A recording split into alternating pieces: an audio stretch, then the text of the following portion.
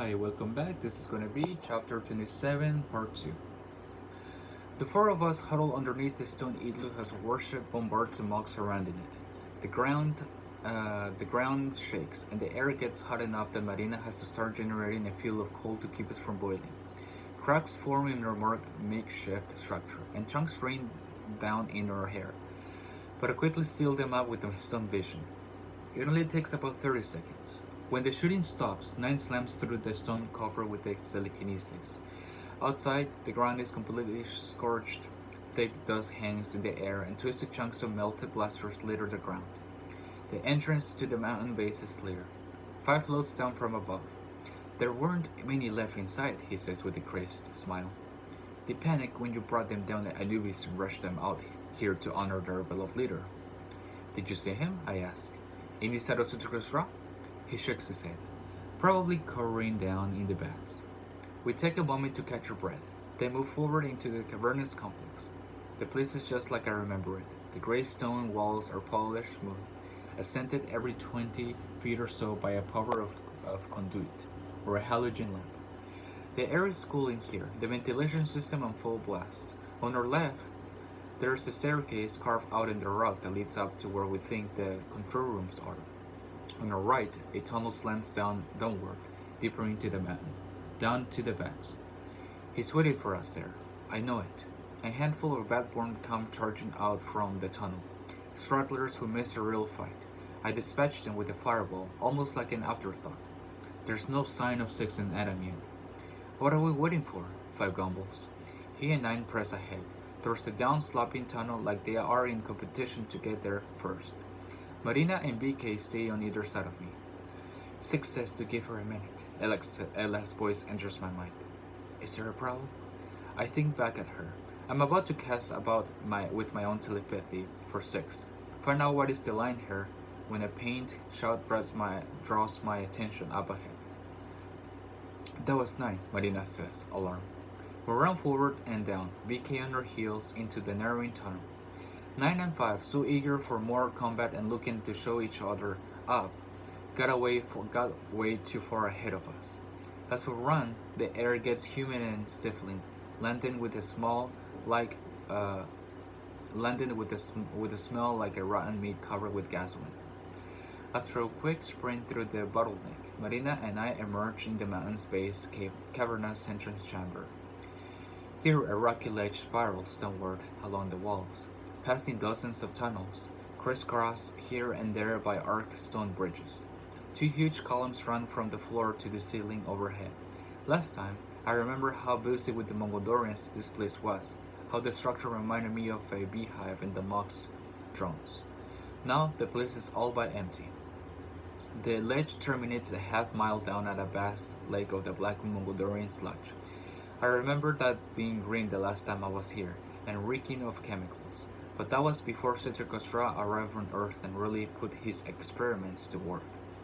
There are machines down there now, jutting out from the lake of ooze like oil derricks. Even from this height, I can see the occasional blue spark of Loric energy bubble up from that goo, and then, just as quickly, dissolve.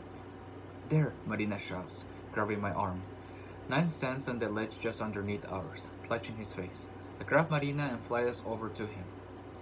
Thing came out of nowhere, he growls. The side of his face is burned and cracked like it was splashed with chemicals. Patches of hair on that side of his head now bleach white. Quickly, Marina presses her hand against Nine's cheek and begins to heal him. Where? I don't need to finish my question. I see them, swooping through the air below our current perch. 5 flies in a loop, dodging away from a Megondorian Reborn. Definitely an augment, one that can fly also. It reminds me of a ghost, its form raggedy wisps of shadows trailing out from its lower body. I jump off the ledge and fly down to help fight. BK follows me, backing his griffin form. I quickly glance over my shoulder and see 9, heels sprinkling down too, using his anti-gravity legacy to stick to the walls. Marina clings to him in a piggyback position. As I get closer, I get a better look at its latest augment. His entire lower body is missing. From the waist down, he's nothing but semi-solid shadows. Those shadow limbs wave back and forth like fishtails and propel him through the air. Worse yet, his jaw and a good part of his upper chest are missing. It looks like he's stuck in a perpetual scream, an acidic green spray frothing from his mouth. That's what burned 9, and it's what's currently tormenting 5. The spray melting through even his metal encased skin. The augment doesn't see me coming. He's about to take another pass at 5 when I hit him full speed with both feet between the shoulder blades. I pin him like that and ride him to 200 feet down onto the ledge, where he smashes with this sickeningly wet sound and stops moving. 5 lands next to me and, with no fanfare, shoves his blade through the back of his already dead man's head, making sure, I guess. He looks up at me, and for the first time, I see something like horror in Five's eye. Did you see that thing? He asks me. I saw it. Why? He shakes his head. He promised the Mox, he promised me new legacies. He would want something like that. I shake my head and approach 5, touching these eroded sections of his arms and shoulders, so I can heal them. He flinches away for a moment, then calms down and lets it happen. He's a madman, 5, I say. You were taken in by a madman. He has to die. Finally, we agree on something, 9 says. Jumping down from the ledge above Marina climbs off his back and studies his dead augment. This is an abomination, she says. He has twisted the work of Lorraine into something. Marina covers her mouth with the back of her hand and walks away. Her path takes her across the entrance to the nearest tunnel, where she immediately freezes. Oh my God.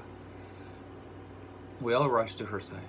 It's the smell that hits me first, the rotten odor, the stench of decay, made all the more inescapable by the oppressive heat down here, close as we now are in the bed of the black ooze. Bodies are piled high in this tunnel. Some of them have the dark hair and pale skin of Mongolians. Those are half disintegrated, warped, their limbs turning into fragile, dusty husks. Others are unmistakably human. They look like they have been drained, their flesh gray and puckered. Dried black veins visible beneath their skin. It looks like he sucked the vitality right out of them. A closer look reveals that, despite their shriveled appearances, the human bodies are exclusively teenagers. I remember Lawson telling me about how the Russians were turning over a suspected guardian to the Mongolians, and it dawns on to me. These are ours.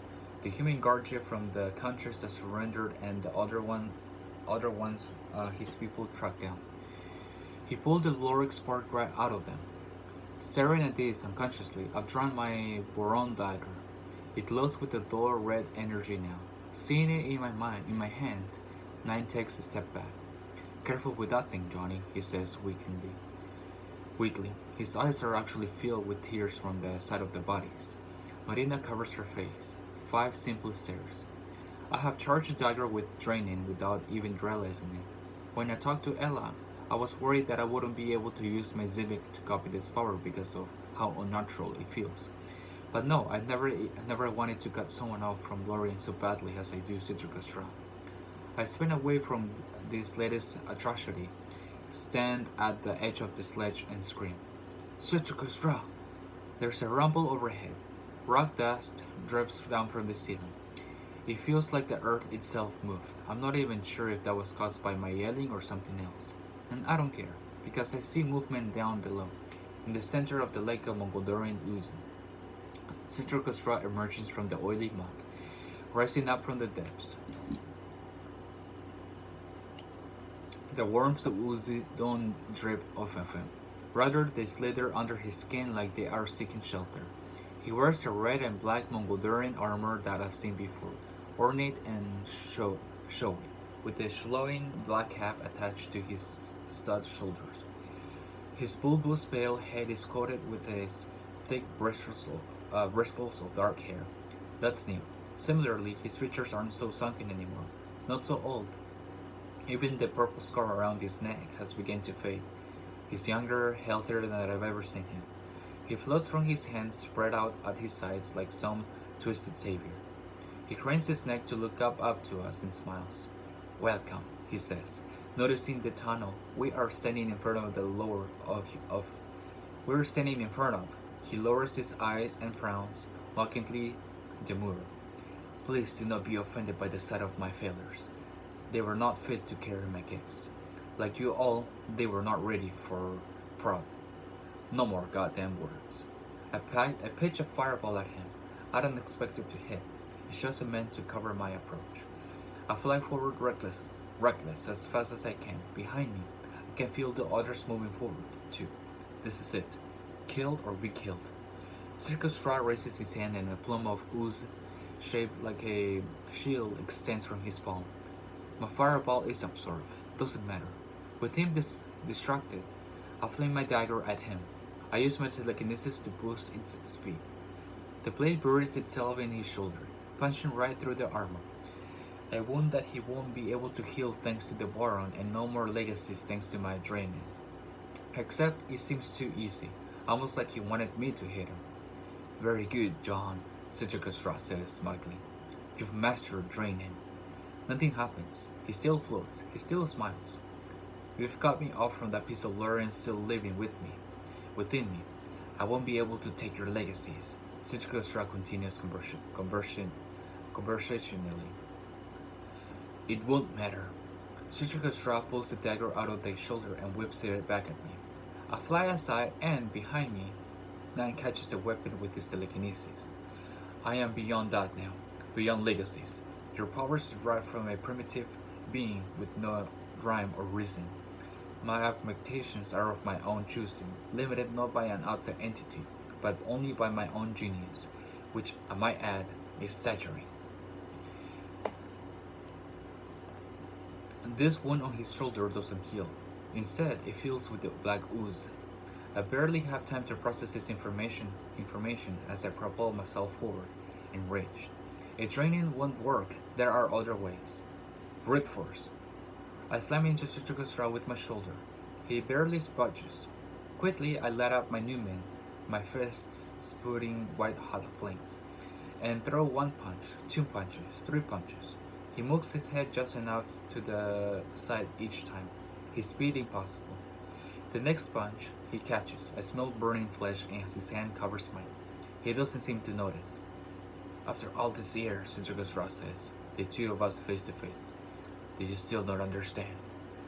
Five crashes into Citricustra's back and starts to stab him. He jams his blade through Citricustra's throat, into his back, through his cheek. Each wound is quickly sealed over by black ooze. Citricustra's free arm rotates around in the socket, 180 degrees. His hand turns over like he's double-jointed, and, without turning away from me, he grasps Five by the throat. Now he's holding on to the both of us. You could never win, Citricustra finishes his thought. You were only sent here to die. Then he crushes my hand. I feel every finger break, every knuckle get compacted. The pain is excruciating. He flings me away from him with such force that I lose control of my flight.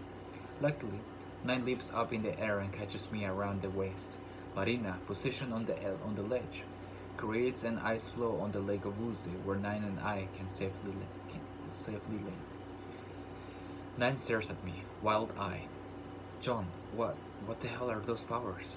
I swallow hard, trying to quickly heal my hand, grimacing as the compacted bones pop back onto place. I don't know. Meanwhile, Citricustra swings his arm around to its normal position, still holding Five by the neck.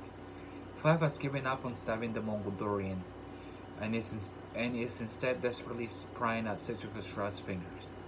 You, Citricustra says, one of my greatest disappointments. The power I could have given you, boy. Citricustra holds up his hand. His fingertips shimmer, each of them tipped with a razor-sharp thumb. He wants us to see this. He's toying with us. I pull at Five with my telekinesis. I sense that Nine and Marina do the same. We are not strong enough to drag him to Citricustra's grip. There's a piercing screech of metal, and then Five starts to scream. Citricustra drags his clawed fingers over Five's face, slicing through his steel skin like it was butter. Then he peels it away like taking off a mask, and tosses the metal chunk of face aside. Five's not screaming anymore. I'm not sure if he's conscious or even alive. Let me show you what you missed out on your training. I mean, let me show you what you missed out on, traitor, Citricus says. Citricus arm stretches out as if it was made of rubber, and he dunks 5 into the Mongoldoran's line. Now 5 thrashes, and briefly his skin changes consistency, taking on the oily quality of the ooze. As I watch, bits of light blue energy are sucked out of 5 and drawn into the muck. It only takes a few seconds until 5 stops moving. Citricus lets his body sink beneath the surface of the muck. I grasp at my ankle, but there's no new scar. Either 5 is somehow still alive, or Citricus and his mob have stripped away the energy that granted his legacies, so that the charm no longer recognizes him. A single bubble rises up to the surface of the ooze, pops, and then the dark lake is still. There's no way anyone could survive that. Citricus turns to us, smiles. You children were never meant to live this long, he says. A discrepancy I shall soon remedy. And this is the end of chapter 27, part 2.